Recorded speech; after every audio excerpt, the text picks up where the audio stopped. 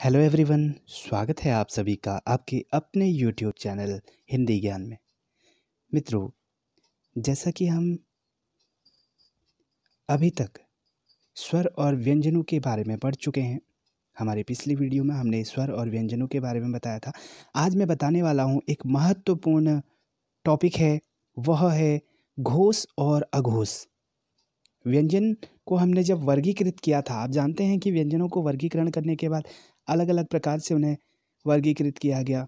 तो घोष, अघोष, अल्प प्राण और महाप्राण। जैसा कि आज आप देख पा रहे हैं, हम बात करने वाले हैं घोष, अघोष, अल्प प्राण और महाप्राण। हर एग्जाम में यहाँ से एक या दो प्रश्न जरूर आते हैं और हम यहाँ पर बहुत ज़्यादा कंफ्यूज होते हैं कि कौन सा घोष है, कौन सा अघोष है और कौन सा अल्प प्राण और कौन सा महाप्राण होगा। समझने की कोशिश करेंगे। उससे पहले मैं व्यंजनों के बारे में कुछ बता दूं, क्योंकि यह घोष, अघोष, अल्प प्राण, महाप्राण जो है, यह व्यंजन का वर्गीकरण है। व्यंजनों को जब वर्गीकृत किया गया तो यह इस प्रकार से भी वर्गीकृत किया गया, घोषत्व के आधार पर, प्राणत्व के आधार पर, और इस प्रकार से इनको वर्गीकृत किया गया है। तो अब हम देखते हैं। सबसे पहले हम जानना होगा कि व्यंजन कौन कौन से हैं। आप जानते हैं क से ज्ञ तक जो है व्यंजन है, कंठ क वर्ग, और उसके बाद चौ वर्ग, ट वर्ग, त वर्ग, प वर्ग, अंत्यस्थ व्यंजन, ऊष्मीय व्यंजन, और इस प्रकार से आप जानते हैं कि यह व्यंजन है। देखिए, हमने पिछले वीडियो में भी बताया था कि स्वर की सहायता से जो बोले जाते हैं वह व्यंजन कहलाते हैं। स्वर की सहायता से जो वर्ण बोले जाते हैं, बोले जाने वाले वर्ण जो हैं, वह व्यंजन कहलाते हैं। और प्रत्येक व्यंजन के उच्चारण में अ स्वर मिला होता है। अ स्वर के बिना कोई भी वर्ण का उच्चारण, किसी भी वर्ण का उच्चारण असंभव है। देखिए, द्विगुण जो व्यंजन है, ड़ और ढ को जोड़ देने पर पूरे जो व्यंजन है वह 35 व्यंजन हो जाते हैं, और उसके बाद संयुक्त व्यंजन आ जाते हैं, 4 संयुक्त व्यंजन आ जाते हैं, तो 39 व्यंजन हो जाते हैं। अब व्यंजनों का जब हमने वर्गीकरण किया तो सबसे पहले हम आपको एक चीज़ और बता देता हूँ। सबसे एक महत्वपूर्ण क्वेश्चन और आता है कि स्पर्श व्यंजन कितने हैं। क वर्ग, चौ वर्ग, ट वर्ग, त वर्ग और प वर्ग, यह सारे के सारे स्पर्श व्यंजन हैं। स्पर्श व्यंजन होते क्या हैं?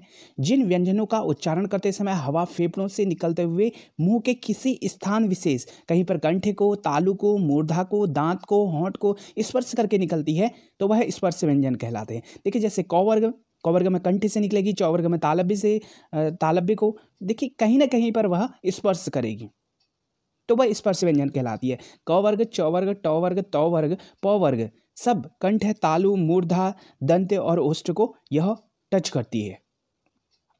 स्पर्श में पीछे से आगे की ओर जाने का क्रम, जैसे पहले क वर्ग है, क में कंठ है, सबसे पहले क वर्ग कंठ से बोला जाता है, फिर उसके बाद च वर्ग है, तालु से बोला जाता है, फिर ट वर्ग है मूर्धा से, और त वर्ग दंत्य, और अंत में है जो ओष्ठ, प वर्ग, उसमें होंठों का प्रयोग किया जाता है। अर्थात यह है कि कंठ पहले है और ओष्ठ बाद में। देखिए, गला है, फिर लास्ट में होंठ है, तो इस प्रकार से वर्गीकरण किया गया है। इन्हें स्पर्श व्यंजन कहते हैं। तो इसका मतलब है क से लेके म तक के जो व्यंजन हैं वह स्पर्श व्यंजन कहलाते हैं। अब हम बात कर रहे हैं, जो महत्वपूर्ण आज हमने टॉपिक लिया है वह है घोषत्व के आधार पर वर्गीकरण और प्राणत्व के आधार पर वर्गीकरण। सबसे पहले हम देखते हैं अघोष क्या है। देखिए, घोष का मतलब और सघोष, घोष और सघोष एक ही बात है। हम सघोष को घोष भी कहते हैं और घोष को सघोष भी कहते हैं। तो सघोष और घोष एक ही बात है। सबसे पहले देखते हैं अघोष क्या है। जिन ध्वनियों के उच्चारण में स्वर तंत्रियों में कंपन न हो वह अघोष कहलाते हैं। जिन ध्वनियों का जब हम उच्चारण करते हैं तो स्वर तंत्रियां जो हैं उनमें कंपन अगर नहीं होता है तो वह अघोष कहलाती हैं। और जो दूसरा घोष है, जिन ध्वनियों के उच्चारण में स्वर तंत्रियों में कंपन होता है वह घोष कहलाती हैं या सघोष कहलाती हैं।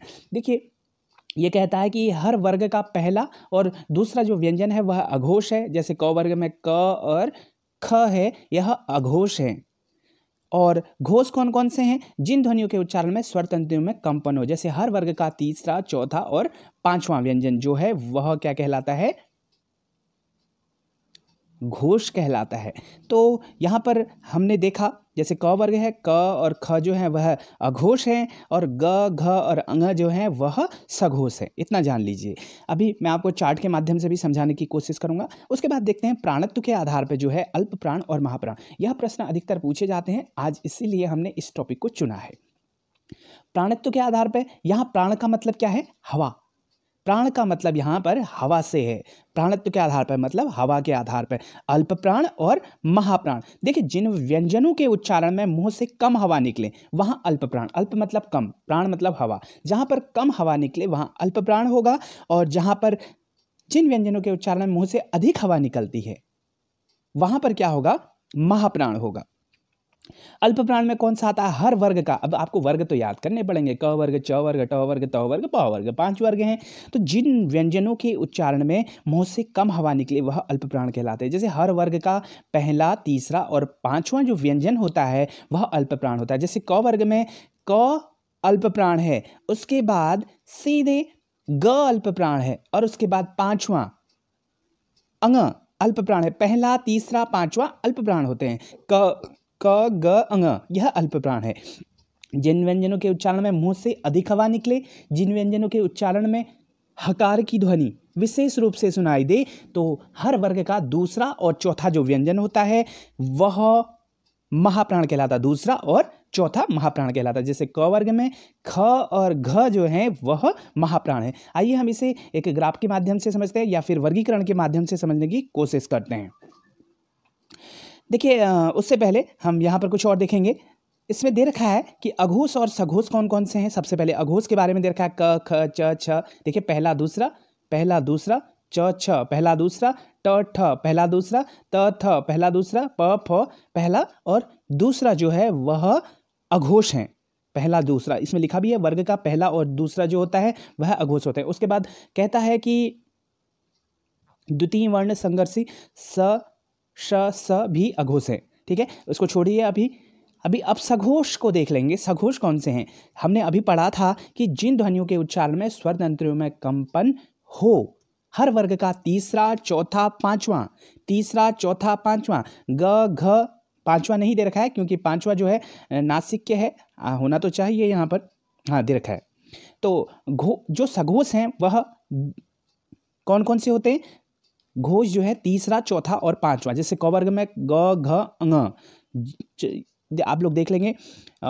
हम लोग बात कर रहे हैं सघोष की।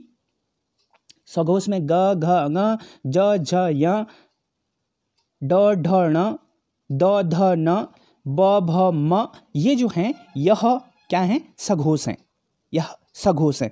और य व के बारे में कहता है कि ये अर्धस्वर हैं, और संघर्ष के ह जो है संघर्षी बताता है, और यह सघोष भी है। ल के बारे में बता रखा है कि यह पार्श्विक है, और र जो है यह लुंठित है, लेकिन यह सघोष भी है। ओके, आगे जाके देखते हैं महाप्राण और अल्पप्राण। अभी हमने महाप्राण और अल्पप्राण के बारे में पढ़ दिया। जिसमें कम हवा निकलती है, मुंह से कम हवा निकले वह अल्पप्राण है, और जिसमें अधिक हवा निकले वह महाप्राण है। तो पहला और तीसरा वर्ण क्या होता है? अल्पप्राण। जैसे क और ग जो है वह अल्पप्राण होता है, ख और घ जो है वह महाप्राण होता है। ठीक, तो पहला और तीसरा वर्ण जो होता है वह अल्पप्राण होता है, और दूसरा और चौथा जो होता है वह महाप्राण होता है। यह हम पढ़ चुके हैं। ये दूसरा और जो चौथा है वह महाप्राण है। जैसे क और ग, क, ग ये आपके सामने प्रस्तुत है। ठीक है, अल्पप्राण और महाप्राण आप देख सकते हैं। ये क्रमशः आपके सामने दे रखा है, इसको आप लोग देख लेंगे। आगे हम बात करते हैं। एक आपका सामने चार्ट आ गया। अब देखिए वर्ग, इसका स्क्रीनशॉट आप लोग ले सकते हैं। कंठ्य, तालव्य, मूर्धन्य, दंत्य, ओष्ठ्य। मैंने पिछले वीडियो में भी आप लोगों को बताया था किस प्रकार से व्यंजनों का वर्गीकरण किया जाएगा। जैसे अब हम बात कर रहे हैं यहाँ पर वर्ग कौन कौन से हैं? क वर्ग, च वर्ग, ट वर्ग, त वर्ग, प वर्ग। 5 वर्ग आपके सामने हो गए। 5 आपके सामने अनुनासिक हो गए, जिन्हें नासिक के कहा जाता है। अब देखिए, हम पहले बात कर लेते हैं घोषत्व के आधार पर जो वर्गीकरण किया था। अघोष कौन कौन से हैं? अघोष में हमने बताया था पहला और दूसरा जो व्यंजन होता है वह अघोष कहलाता है। हम अभी अघोष को देख रहे हैं। ठीक है, तो अघोष को देख लेंगे। यह है अघोष। अब हम बात कर रहे हैं अघोष की, सॉरी, ओके, अघोष की हम बात कर रहे हैं। तो यह क्या है? अघोष है। पहला और दूसरा जो होता है वह क्या होता है, अघोष होता है। और जो सघोष या फिर घोष होता है वह कौन सा होता है, तीसरा, चौथा, पांचवा। तीसरा, चौथा और पांचवा जो है वह क्या है, सघोष है। ऊपर आपको दे रखा है सघोष। ठीक है, यह आपको समझ में आ गया होगा। पहला और दूसरा जो होता है वह अघोष होता है और तीसरा, चौथा, पांचवा जो होता है वह सघोष या फिर घोष होता है। इतना हो गया। इसके बाद आगे देखेंगे प्राणत्व के आधार पर अल्प प्राण और महाप्राण। अल्प प्राण और महाप्राण। अल्प प्राण में देखेंगे, कहता है कि अल्प प्राण पहला, तीसरा, पांचवा जो है वह अल्प प्राण होगा। पहला अल्प प्राण, तीसरा अल्प प्राण और पांचवा अल्प प्राण। इतना आप देख लेंगे। इन्हें नासिक भी कहा जाता है, जो पंचम वर्ण होते हैं उन्हें नासिक कहा जाता है। तो यह क्या है, अल्प प्राण है। और क्या है, महाप्राण है। दूसरा और जो चौथा है वह महाप्राण कहलाते हैं। इतना सबको समझ में आ गया होगा। प्राणत्व के आधार भी हो गया और घोषत्व के आधार पर भी हो गया। तो अल्प प्राण जिन व्यंजनों के उच्चारण में मुंह से कम हवा निकले, हर वर्ग का पहला, तीसरा और पांचवा जो व्यंजन है वह अल्प प्राण है। दूसरा और चौथा जो व्यंजन है वह महाप्राण कहलाएगा। तो यह आपका अल्प प्राण और महाप्राण हो गया। और व्यंजन और कौशल्य के म तक जो व्यंजन है वह स्पर्शी व्यंजन है, वह स्पर्शी व्यंजन उन्हें कहा जाता है। अच्छा, कुछ विद्वान चौ वर्ग को स्पर्श संघर्षी भी कहते हैं। जो हमारा चौ वर्ग है यह तालव्य है, मुंह के भीतर ऊपरी छत का पिछला भाग, तालु मतलब जो ऊपर का भाग है वह तालव्य कहलाता है। अच्छा, मूर्धा का मतलब मुंह के भीतर के ऊपरी छत का अगला हिस्सा। जैसे जीभ मुड़ती है, जैसे श बोला जाता है वो मूर्धा है, तो मूर्धन्य है, तो है मूर्धा। तो आपने देखा कि यहाँ पर हमने स्पर्श व्यंजन, घोष, अघोष और अल्प प्राण और महाप्राण के बारे में बताया। इससे पहले हम बता चुके हैं कि अंत्यस्थ व्यंजन क्या है। य र ल व अंत्यस्थ व्यंजन है, ऊष्म व्यंजन जिनमें ऊष्मा निकलती है। स, श, स जो है ऊष्म व्यंजन है और उसके साथ में ह भी ऊष्म व्यंजन है। तो यह आपका था घोषत्व के आधार पर और प्राणत्व के आधार पर। तो अगर आप लोगों के लिए जानकारी अगर हित कर रही और यूजफुल है तो आप लोग इसे लाइक करें, सब्सक्राइब करें और शेयर करना ना भूलें। अपने मित्रों तक पहुंचाएं, बेल आइकन का बटन जरूर प्रेस करें जिससे कि अन्य मित्रों तक भी यह जानकारी आसानी से पहुंच सके। धन्यवाद।